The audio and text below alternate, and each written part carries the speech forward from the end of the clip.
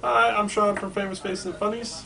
I'm Sebastian from InvestComics.com, and Sean's about to run away. I have no chair Sean or Lynn. hammer right now. We are not in a basement or a storage facility. We are in a back room. We are in a back room of the store. So, I mean, if you want to take jokes and run with it, I guess people already do that. I do. I'm just going to do this because I didn't have time. I had a lot of personal things coming up this week, so I don't have time to read a whole bunch of books. Green Lantern 17, Part 1 of The Wrath of the First Lanterns. Awesome. Doug Mankey needs to stop drawing comics. So. Oh, I like Doug Mankey. That's nice. He's done at issue 20 something, or what? I like it. Yeah. He's done in June. Green Lantern Corps, also really good. Yeah. I like how this first Lantern is messing with people's history. I mean, whose history can't mess with? Kyle, because he's the best in Green Lantern New Guardian 17. It was the best issue. All three of these were really good. This was the best one. I did like the artwork, though. The artwork by Cooter.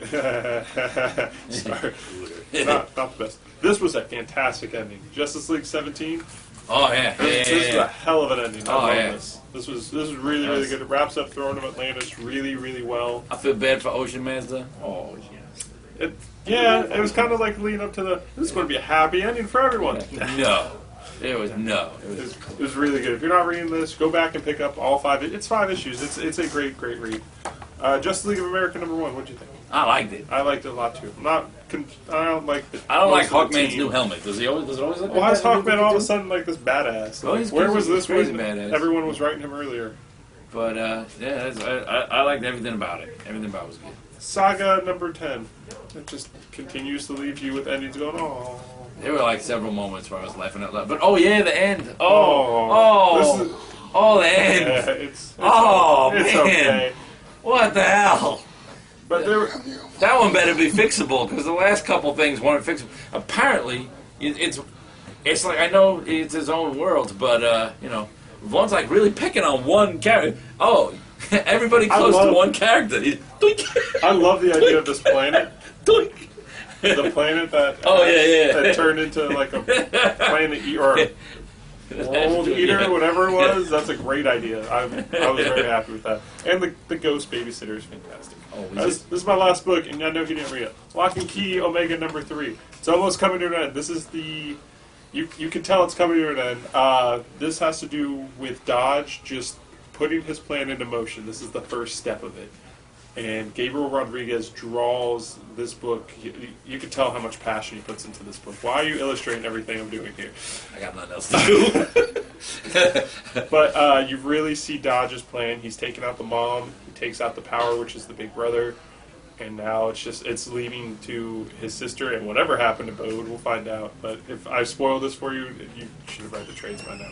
So that is it. I'm dropping books. That's it. I have no chair and I'm cramping and my calves and thighs are now. I'm not used to squatting. You got to explain that you mean literally dropping it because this is comic book terminology. So you're dropping books means you stop and read. No, I want to keep reading that. That's my board. She's left. It means he's physically dropping the book. Bye, Internet. Have fun with Sebastian. 40 minutes of whatever he's going to do. I'm going to do less than 40. Oh, Sean kissed you, Internet. That's kind of, I don't know, creepy. Maybe a little creepy. All right. Lord of the Jungle #13 from Dynamite. It's good. This book's been okay. It was really good at the beginning, then it was kind of okay. And Lucky #13, really, really good. I think this is my favorite issue so far. Art's nice, story good, lots happens, well-paced, well done. Action Comics #17 is a book that there were parts that I really liked. Again, the backup story, awesome. In fact, who writes these backups? It's because Chris Sprouse does the artwork, and Chris Sprouse can draw anything. But all right, I don't know who Shelly Fish is, but I don't understand why Shelly Fish isn't taking over Action Comics when Morrison leaves. Andy Diggle coming on or something like that, and I'm okay with that. But I really don't understand. This backup story was like 411 times better than the book, and they so it was Superman, not just New 52 Superman, not just dated and backed up Superman, but it was you making like bell noises over there, Jesus.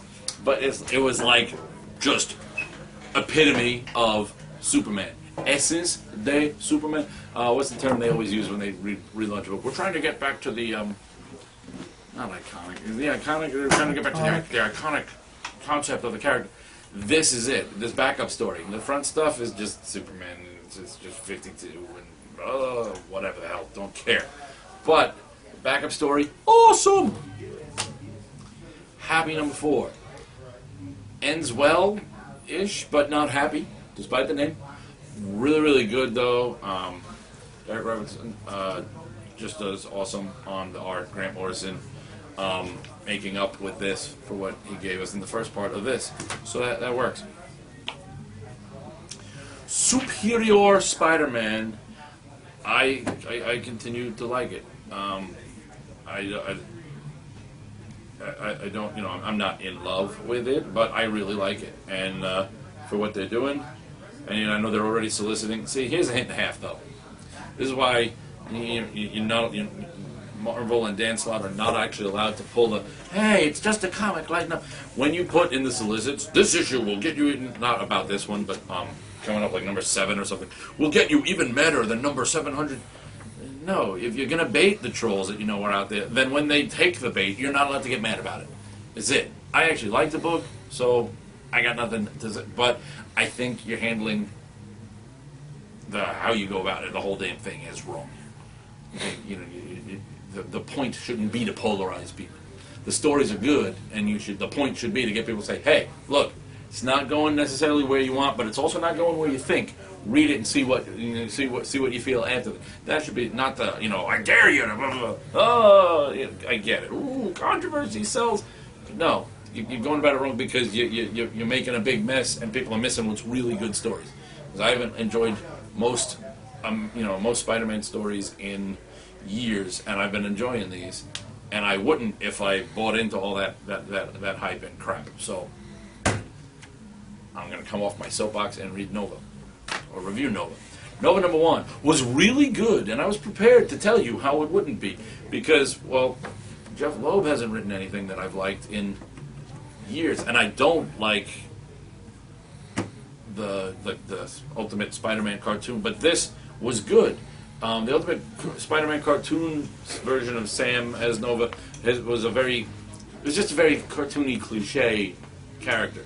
This, still cliche, but a higher brow cliche and a much better, a much more well-executed cliche. I mean, it's still, there's still, it's, the coming-of-age teen with the responsibility of the family and, the legacy superhero title and the fallen heroic figure of the father. All the cliche. But sometimes you can take a lot of cliches, shake them up, and do something really well with them. This is really, really well done. Ed McGuinness's artwork, gorgeous. Adds just enough touch of light to balance off some of the darker tones of this kid. But it's really, really good. In fact, it reminded me of if they had done this with the Jaime Reyes Blue Beetle, I think it would have worked a lot better.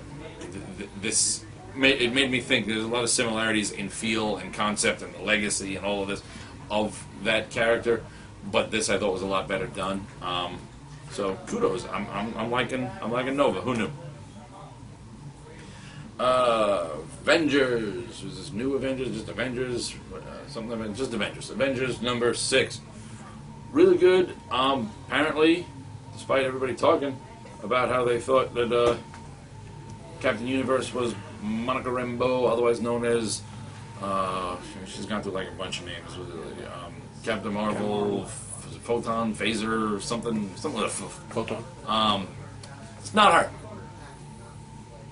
Actually, more interesting, but also leaves you wondering, hey, where the hell is Monica Rambeau? But really good, and some of the best uses of the Doc Ock Spidey happen right in here. He just, forget being master supervillain. He's just a dick. He's like eating Cannonball's leftovers out of the fridge and then being a dick about it to Cannonball and Sunspot and telling on them to Iron Man and calling them the children. And there are just some great little lines in here, and it's good. And we find out that that's not, what were they calling him? Black Veil. That's not the actual translation. And the new universe is coming to the old universe. So it'll just be the universe, I guess. No new. But it's good. Red Hood and the Outlaws number 17. Here we'll go with a streak of surprise, surprise, surprise! I liked this too. The two actual crossovers were crap. This epilogue was great. Some really great character moments. This is some of the... Is this still Lobdell? This is still Lobdell. Some of the best writing Lobdell's done in the New 52 and possibly ever. Some really good characterization on he did a little bit with Nightwing, a lot with Jason Todd, obviously. Some good stuff with Damian, and it was just really, really well done. Indestructible Hulk is awesome, continues to be awesome. You should be reading this. This is awesome. By the way, it's awesome. It was awesome. And it explains that armor, and then everyone's like, why does the Hulk gotta wear armor? Well, there's a reason. And sometimes that reason is in case you have to suddenly hurl Banner, pre-Hulk, into environments that Banner wouldn't do so well in before he hulks out. So that was pretty damn good. Wait for it! Vibe, technically full title, Justice League of America's Vibe, number 1, because they have enough confidence in Vibe to give him his own series, but not enough confidence to not tack Justice League of America on there. So damn good. Already, in one issue, I know the bar was set pretty low as far as most of the world is concerned, but in one issue, they've done a better job with Vibe than in every appearance Vibe had before he died, and when Vibe's brother was the other Vibe, or Reverb, or whatever he's calling himself. And boom, boom, boom. Already blown away with this. It's just really good, and the idea of making his the idea of making his power tie into the vibrational frequencies between the multiverse and stuff and the different worlds, and it's really, really good. So good. So good. Read Vibe. Vibe is awesome. Who knew? Birds of Prey number 17 continues to be good, but I don't know if I think this is the last, possibly this is the last Dwayne Straczynski, so I'm gonna have to check it out afterwards and see how it holds on. But I love these characters. I love Condor. I love the I forget what Thrix. I think Thrix is their what are they called? What are those guys called? Talent. Is their talent? There's a talent. They had a talent search. They had a talent agency, I think, and they hired some talent. So America's Got Talent. That'd be an awesome reality show on in the New 52. But this is good. Read it. Daredevil number 23. It's the Mark Waid Daredevil run. Continues to be awesome. You got Chris Samney on art, so even Shaun wants to read it. He didn't have time because of all the stuff he was talking about. It's gorgeous. It's very special. Touchy-feely, touch and go. Waiting for the medical. Hanging with my pal Daredevil, hanging with my pal Foggy while waiting for the medical verdict on the does Foggy or doesn't Foggy have cancer, and how bad or how how benign or how malevolent is the cancer, and just really, really good issue. X Factor 252. No, I read that backwards. It's 252. It's the same backwards and forward. X Factor 252. Hell on Earth War Part 3. So good, so good. Peter David, who is doing much better, apparently just made a con appearance over the last week. So that's good because he's writing too good stuff on this to let something like the universe try and keep him down. And it's awesome. He's awesome. That's awesome. Young Justice number 25 is still better than Teen Titans for the last time because this is it. This is the end of this book, soon to be the end of the cartoon. And while I can't promise anything great for the Teen Titans comic story-wise, art is going to be Eddie Barrows, so it's going to be gorgeous. However, this, so good. I think that they write these before they know what's going on the show. So I think they had a different idea of the Jaime Reyes Blue Beetle in this world's origins than it turned out to be more recently in the cartoon. But nonetheless, it's good. It's gorgeous. There's a whole lot going on. There's like a bajillion characters. You get some Brainiac stuff going on. Good times. Good times. Matt Wagner, The Shadow, Year 1 from Dynamite, #1. So good, so good. Not only is Matt Wagner, I mean, it's Pulp Heroes, it's Matt Wagner. Matt Wagner plus Pulp equals yay. But this artist whom I have never heard of, Wilfredo Torres, gorgeous, just freaking gorgeous. Does some great panels of just those, those shadow eyes. So good, so good. Great story, great art. It's gorgeous. Just read this. It's so good. I want to trade already. Spider #9 is good. I like the Spider. I like the first story arc. I've been liking this one better. And this, I think, this is going to be one of those books where I think each issue is going to be my favorite issue because it gets a little bit better each time. And yeah, we got some repercussions here as, the Spider has a little crush on his best friend's wife, but when his best friend's wife gets hypnotized to kill the man you love, and his best friend happens to be the commissioner, so someone's trying to get his wife to kill it, the commissioner's wife to kill. But they say the phrasing is "kill the man you love," so she goes after the Spider. That's not good on the relationship front.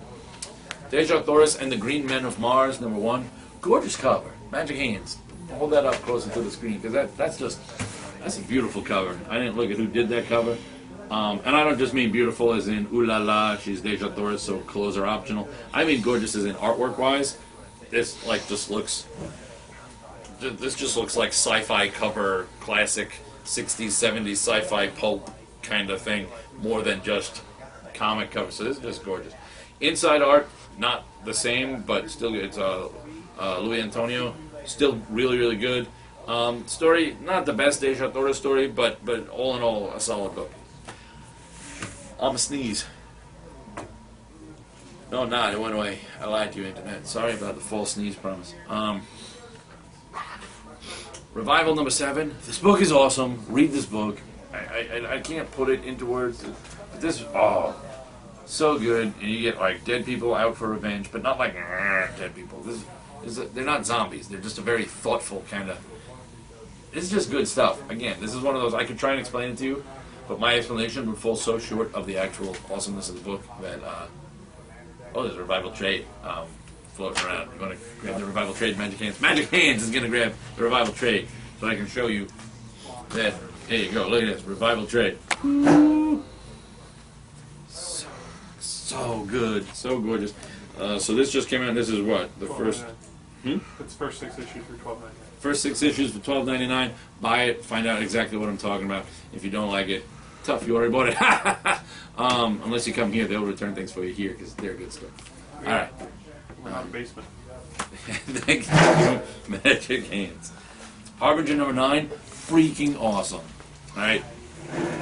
Valiant, just kicking ass, taking names. This issue, so good, and it's building towards. One of my favorite characters is Faith, otherwise known as Zephyr, or as they used to call her when they were being mean to her in the first run, Zeppelin. Okay, she's a flying heavyset girl. One of my favorite characters. I don't know why. I think because she was like one of the most real characters in comic bookdom, and this continues along those lines. She's gonna have to save the day, and she's already off to a great start. And in this, she's much more self-aware of. She knows I'm the dork. There's a great panel where she's saving Peter Stanchek, and she's like, "This is what happens in reality." And there's this image. She goes, "This is what I see." And there's them with like little chibi style them with big hearts. And, he's like, "I love you." She's like, "I know." And it was just funny to me, and I just like it. But so good, so good. Nightwing #17 was good because it's Nightwing and it's Kyle Higgins, and Kyle Higgins writes some awesome Nightwing, and this is some powerful stuff leading off to Nightwing will be leaving Gotham. Looks like some words were dropped, and it's gonna end up in Chicago. And the words, why do I know that? Because while I don't think they've said specifically where he's going or whatever, but then they mention it in this Channel 52 thing in the back where it says, Nightwing sightings in Chicago, which unlike Gotham has zero tolerance policy for masked heroes. Dun dun dun. So there you go. You got a spoiler in the news. Look, they actually got a scoop. They scooped their own comics in their little back fake news story stuff. It's like the exosuit. Good times, good times. All right, Wonder Woman number 17, beyond awesome. All right, you get Wonder Woman and War. You get Hippolyta being not very nice. You get giant sharks, which is always fun. You get the changing of the world. You get Apollo. Okay.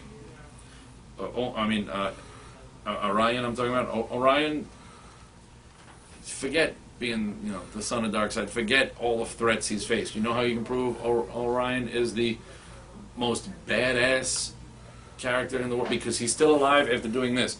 Magic hands. Will you kindly show them the panel of Apollo slapping Wonder Woman on the ass? Top panel, inside page. Boom. Yeah, that's a brave new god. They're gonna need a new god after you smack Wonder Woman on the ass and tell her go get it. So go at it. Really?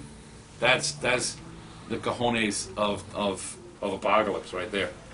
Great book. Always has been. Always will be. End of story. X-O-Man of War. Awesome.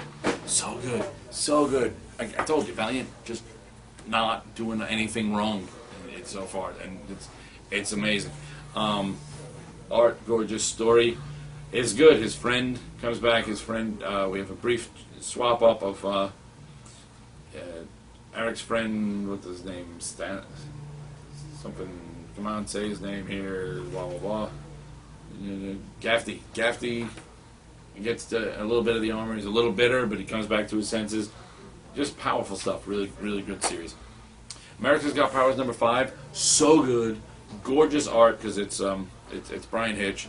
Jonathan Ross is writing this awesome story. And if you've ever wondered what's Tennant's first name? David Tennant. All right. If you ever wondered what would happen in a battle between we're going to make Magic Hands work for a living. All right, Magic Hands. Show them these two panels so you can see what happens if it comes down to a fight between David. I'm about to get superpowers. Tennant and evil bottom panel. Evil yet intelligent Sarah Palin. So it's David Tennant versus Sarah Palin. Who knew that could happen? Just show them the bottom panel on the one page. We don't care about the rest of the stuff. It's all just red.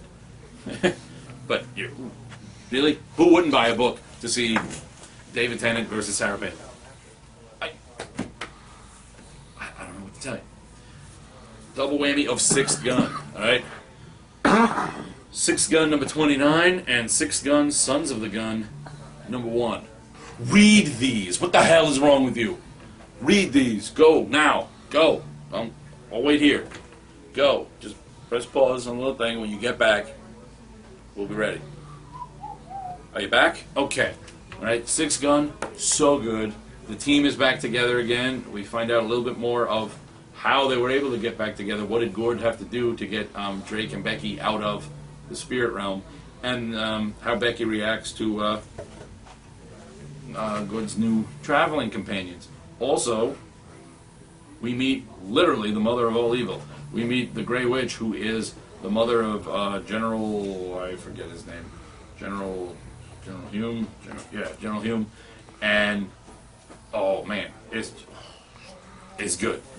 Meanwhile, in Sixth Gun, Sons of the Gun, this is the origin of the Six Guns and some of the people who traveled with them before Becky and Drake and crew came along and cleaned up. And this starts with the general being buried alive and consigned to hell, and there's a young Drake Sinclair having fresh off of his saying, you know what, you guys are way too evil for me, and betraying the general. And it's just really good. Art, gorgeous, story, great. It's more Sixth Gun. It's more Sixth Gun. What else do you need? Nothing. You don't need anything. Actually, that's not true. You know what else you need? You need Black Beetle number 2 from Dark Horse. This is so good. Francesco Francavilla, so good. And he's going to be a Megacon, and I'm going to give him the sign, number 0, number 1, number 2. I'm going to try and get a sketch. I'm going to try and make him draw me Black Beetle and Blue Beetle hanging out, looking like Beetle and Beetle. Oh, yeah. Because this is so good. It's like pulp, action, fun. It's gorgeous. It's got that feel to it, but I don't have the words to tell you how gorgeous and amazing this book is. I love it. Number 0 sold out. Number 0 was reprints of the story that was in Dark Horse Presents. So when a collection of reprints sells out, that tells you it's good. Number 1, I think, is selling out or has sold out. We're on to, here's number 2. Oh, just buy this book already and be overwhelmed by the awesomeness. Alpha big time grew on me. It started out, I wasn't impressed by the art, but it's Joshua Hale Falkoff, so it's not like the writing is bad. And I followed through, and the art grew on me, and actually got better. Just the first couple pages were probably not the pages I would have led with, but it got better beyond that. Now, to wrap things up, Nick Cardy, The Artist at War. This is from Titan Books. It's a hardcover collection. Nick Cardy, Silver Age legend, did all the, like Teen Titans is, I think, some of his most famous stuff. Great guy. I met him at a couple of conventions. Just wonderful to talk to. Just really awesome guy. And he's still drawing like some kick-ass pictures. A lot of Titans. I watched him draw a lot of Wonder Girls and Kid Flash. And he's still awesome. This is a gorgeous hardcover collection of sketches from his World War II notebooks when he was a soldier in World War II, and it's just gorgeous, gorgeous stuff, especially when you consider that it's gorgeous, gorgeous stuff coming out of such horrible times and such less than idyllic sit down and draw situation. All right, so Titan Books did this they worked together with Eva Inc. So Renee Whittastader was also, I've met her at a bunch of cons. She was one of my first interviews back in Project Fanboy days. She set me up with interviewing Michael Golden and